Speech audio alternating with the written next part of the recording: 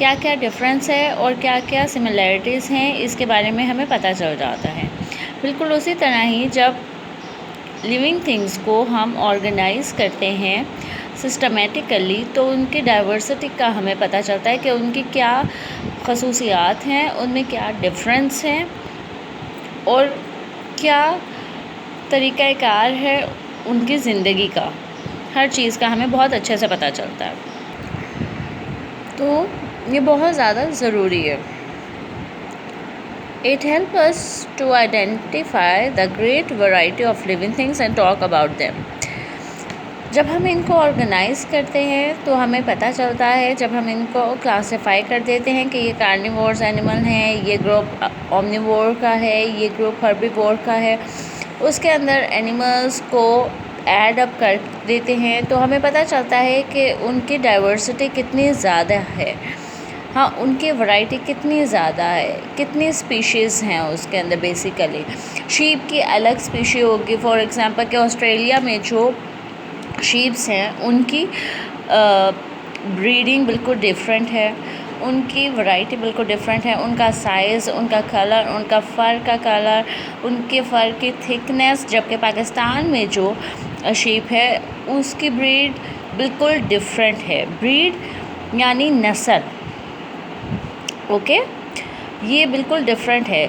जबकि जो लाइन है उसकी ब्रीडिंग बिल्कुल डिफरेंट होगी।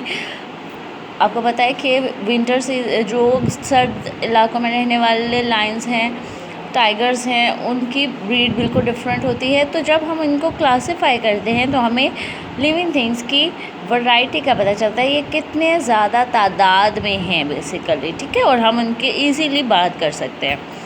It help us to determine the relationship between organisms. हमें इनके आपस में ताल्लुक़ का भी पता चलता है कि कितना क्लोज़ रिलेशनशिप है हर्बीवोर का आपस में। उनका जो इनर ऑर्गेनिज़म्स हैं, क्या वो मिलते जुलते हैं, रिलेशनशिप कितना स्ट्रॉन्ग है इनका।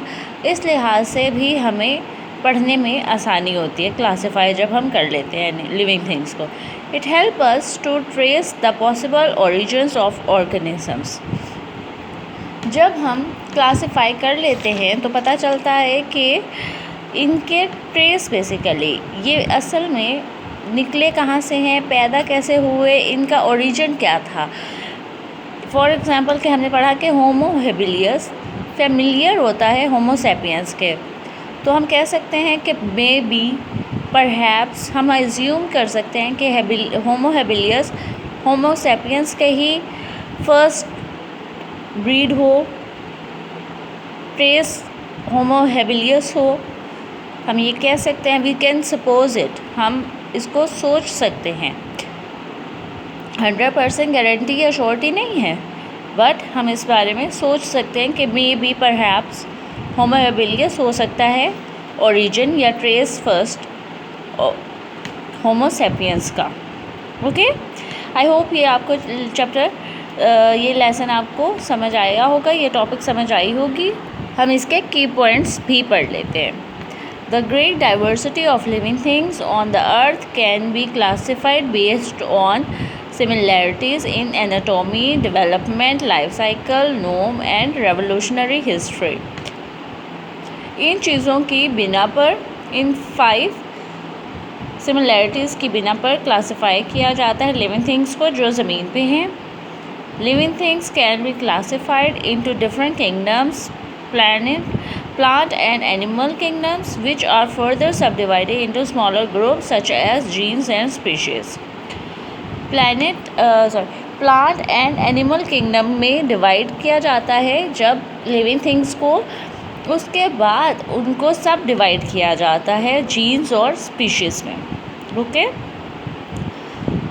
then third point is living things are given two parts scientific names in Latin. Latin में 2 दिए गए थे, एक रिफ्लेक्ट करता है उसके जीन्स को और सेकंड जो सा है रिफ्लेक्ट करता है स्पीशीज़ को। फॉर एग्जांपल सेपियंस जो सा है वो स्पीशीज़ को रिप्रेजेंट कर रहा है और होमो जीन्स को। Homo sapiens are for human beings इन scientists use it as scientific name for human beings. Classification of living things help us to organize.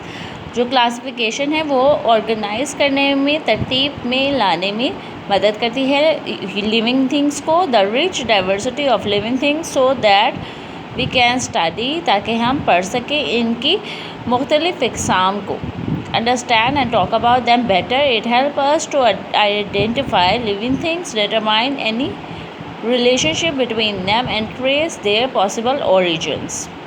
Okay, ताकि हमें पता चल सके कि उनका बेसिकली वो किस तरह से ओरिजिन हुआ है, उनकी पैदाइश किस तरह से हुई है, क्या ब्रीडिंग थी फ़र्स्ट, क्या फ़र्स्ट ओरिजिन था, कहाँ पैदा हुए, क्या हिसाब था उनका, पूरा उनका हमें स्टडी करने में हिस्ट्री बहुत मदद मिलती है. ओके, ये आपका कंप्लीट हो गया है. Have a good day, take care, अल्लाह हाफिज़.